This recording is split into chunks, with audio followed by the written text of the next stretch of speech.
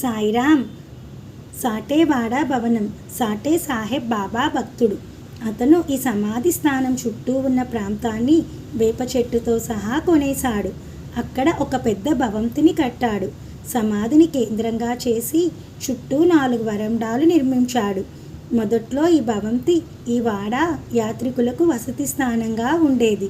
వేప చెట్టు చుట్టూ సాటే ఒక గోడను కట్టించాడు. దక్షిణోత్తరంగా అతను పై అంతస్తు నిర్మించాడు. ఉత్తరంగా మెట్ల నిర్మాణం జరిగినప్పుడు అతను ఈ భూగృహాన్ని చూపించాడు. ఆ మెట్ల క్రింద దక్షిణాభిముఖంగా ఒక అందమైన గూడు ఉంది. దాని ముందు ఉత్తరాభిముఖంగా భక్తులు కూర్చునేవారు.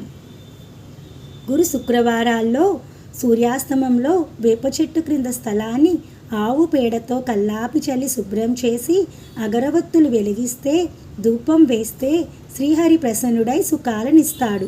ఇవి సాక్షాత్తుగా బాబా నోటి వెంట వెలువడిన వచనాలే సుమా. దీక్షిత్వాడ భవనం తర్వాత దీక్షిత్వాడ నిర్మాణమైంది. దానికి ముందు ఒక రాతి భవంతిని నిర్మించారు. శ్రీ బూటి దానిని కట్టాడు.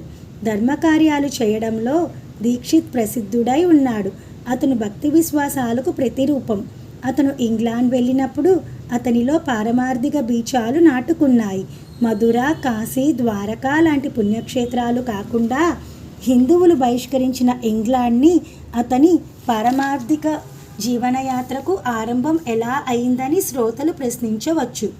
కాశీ, ప్రయాగ, బదరి, కేదార్ ప్రారబ్ధవశాన అతనికి ఏర్పడిన కుంటితనం సాయి దర్శనానికి మూల కారణం అయింది. దీక్షిత్ కుంటితనం. అతను ఇంగ్లాండ్లో ఉండగా అతను కాలు జారింది. అది కుంటిదైంది. అదే శ్రీ సాయితో కలవడానికి దారి తీసే సుయోగంగా మారింది. చాందోర్కర్ను దీక్షిత్ ఒకసారి కలిశాడు. అతని ద్వారానే దీక్షిత్కు సాయి గురించి తెలిసింది. నువ్వు ఒకసారి సాయి దర్శన భాగ్యాన్ని పొందు, వెంటనే నీ కుంటితనం పోతుంది అని చాందోర్కర్ చెప్పాడు. కానీ తన అంగవైకల్యాన్ని పెద్ద లోపంగా దీక్షిత్ భావించలేదు. తన మనోవైకల్యాన్నే లోపంగా భావించాడు. దాన్ని చక్కదిద్దుకోవడానికే అతను సాయిని దర్శించదలిచాడు.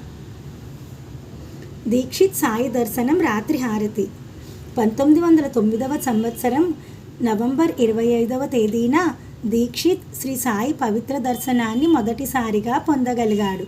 అదే సంవత్సరం డిసెంబర్లో అతను మరొక్కసారి సాయి దర్శనానికి షిరిడీ వెళ్ళాడు. ఈ మారు మాత్రం అతనికి అక్కడే చాలా కాలం ఉండాలనిపించింది.